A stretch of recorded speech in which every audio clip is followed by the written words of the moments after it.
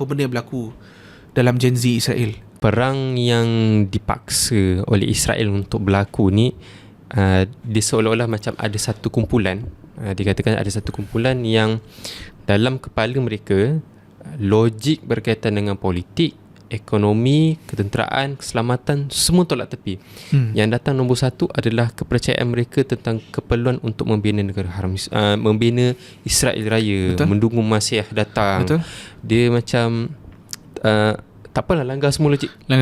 Jalan je. Asalkan niat dan juga impian kita untuk kedatangan Masiah ni datang juga.